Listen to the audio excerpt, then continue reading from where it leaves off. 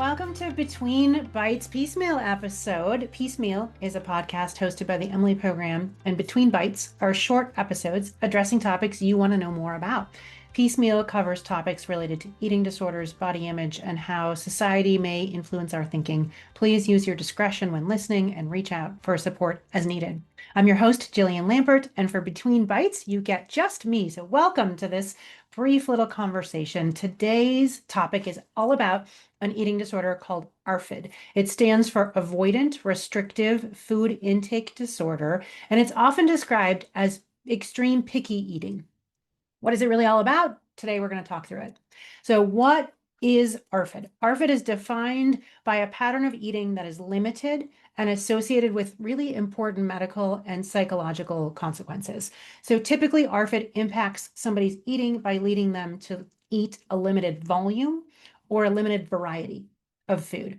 It can lead to serious medical consequences, weight loss, growth deceleration, which basically means somebody, particularly a young person, is not growing adequately, can lead to nutritional deficiencies, and it can lead to a dependence even on tube feedings or supplements to get enough nutrition.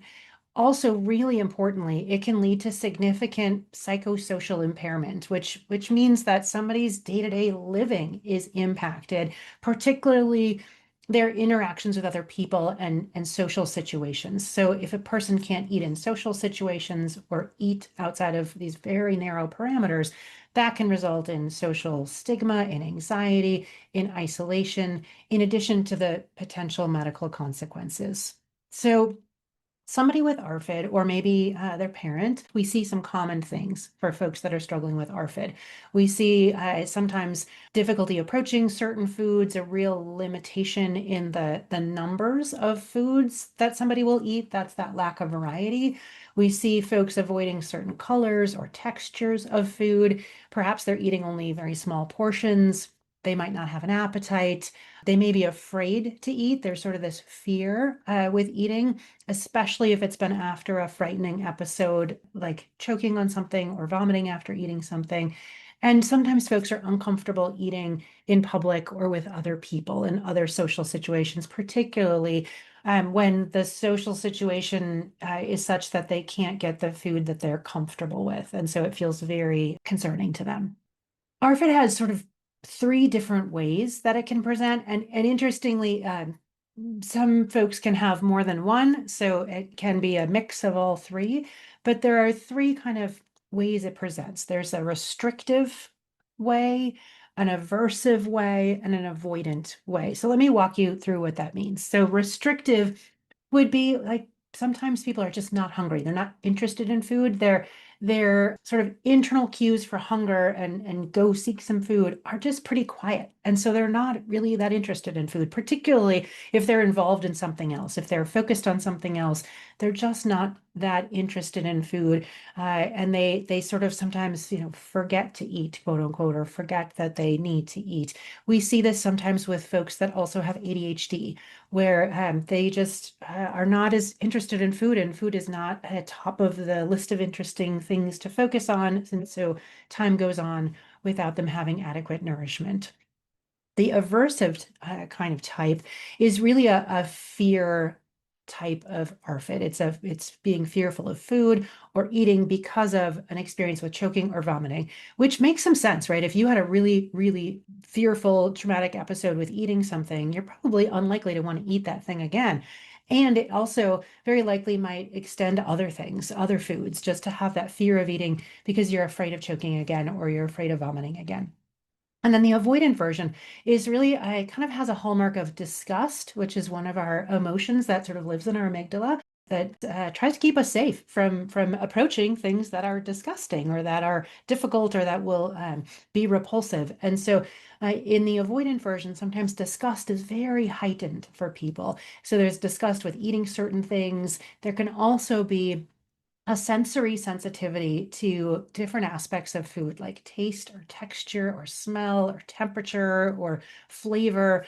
And so the avoidant is either a disgust experience or a really difficult sensory experience. Like it just doesn't feel okay when I touch it or when I put it in my mouth or when I smell it or when I feel the temperature. And so I just don't want to eat it. I want to avoid it. So restrictive, sort of not interested, not hungry, not approaching. Aversive, not wanting to eat because of fearful of consequences of eating, with choking or vomiting, and then avoidant, which is really hallmarked by that disgust or sensitivity. And again, like I said, some people can have a mixture of each of those or a couple of those together. But we really want to understand when we're talking with somebody who might be struggling with ARFID, which of those aspects are important to them, which of those did they experience. So let's spend a couple minutes on what does treatment look like for ARFID and how is it different than other treatment for other eating disorders? People often ask me that, like, how is ARFID treatment different than treatment for anorexia nervosa or bulimia nervosa or binge eating disorder or other eating disorders?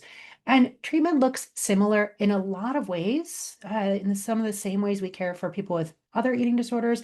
But because the person's concerns aren't centered around body weight and shape concerns, or concerns about the impact of food on their weight, but rather concerns of how difficult it is to approach food for other reasons. The treatment for ARFID doesn't include the same kinds of body image focused interventions in that same way, or discuss fear of eating because of weight gain and impact on body, but much more it approaches the fear of eating because of the experience of eating itself. The things that are really similar are that we want to achieve and maintain a healthy nutritional state. We want people to be able to correct any nutritional deficiencies they might have. We do want people to be able to expand the variety of foods that they can eat so that they really can be eating in some of those social situations and different opportunities in their life to engage with other folks around eating. So we do want to expand the variety of foods eaten. In addition, that helps to ensure an adequate amount of nutrition is consumed. We want to help folks develop healthy coping skills to identify their emotions, to manage their emotions and their experience, and to manage the fancy word for it is interoceptive. Interoceptive means how do I hear my body's experience in my brain? How does my brain know what's happening with all of my sensory perception ways that I perceive the world? How is my body experiencing that? And what does the brain tell me to do next based on that? If something is frightening, I think it's frightening, my brain is going to say, push away, don't do that frightening thing. If I'm disgusted by a flavor or a smell or a taste, my brain is going to say, don't eat that. That seems bad.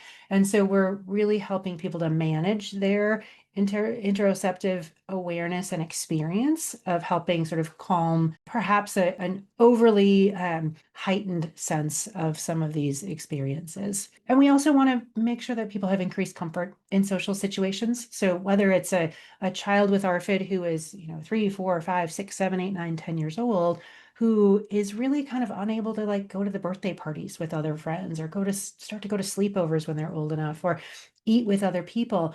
We really want them to be able to do those things. Those are developmentally appropriate things to do. And so we really want people to be able to experience food in a way that allows them to have those socially typical experiences.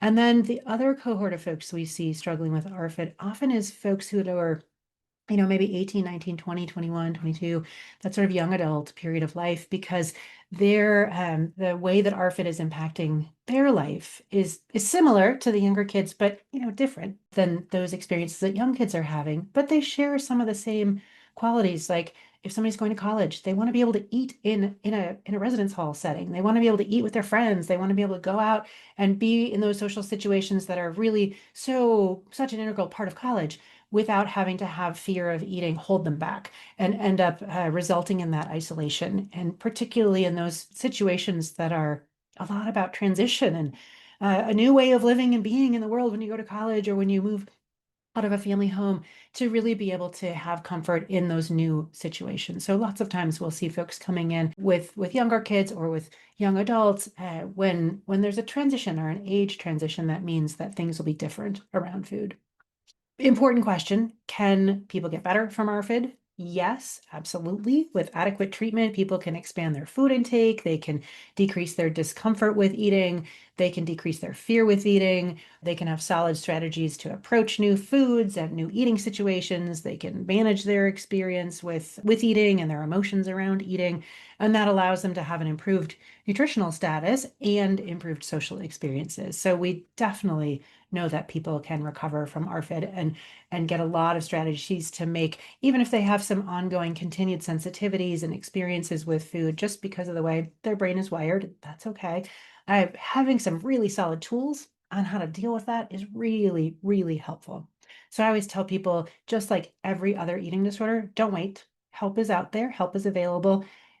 Let somebody know you're struggling and get some help. So all of that in a nutshell, I hope that makes ARFID a little more understandable. If you or someone you know is struggling with ARFID, please reach out for help. Don't wait. Like I just said, don't wait, because the longer you wait, the more you suffer. And the earlier you reach out, as sometimes overwhelming and challenging and difficult and trying as treatment can be, it's the bridge to get you across to wellness. And the longer it takes you to approach the bridge, the longer it'll take before you can get to the other side. So don't wait. If you're a parent, call for help. If you're an adult, pick up the phone, go online, fill out a form. It's really easy to just reach out uh, in terms of that one action. I know it's not really easy to make the decision or to pick up the phone or to type in your name and phone number. That is difficult for people who are struggling with an eating disorder often, because it's scary. And family program and everybody else who cares for people with eating disorders is going to do everything we can to help make that. Once you take that really scary step, we're going to be there to help you. So let us know. Let somebody know. Please reach out. And if you have a topic that you'd like to see discussed on a Between Bites episode, drop us a line and let us know. If you've enjoyed today's episode of Piecemeal, please subscribe, rate, or leave us a review on Apple Podcasts or wherever you listen. Learn more about us at emilyprogram.com or find the Emily Program on social media. Piecemeal is produced by the amazing podcast team at the Emily Program. Until next time, take care. Thanks for listening.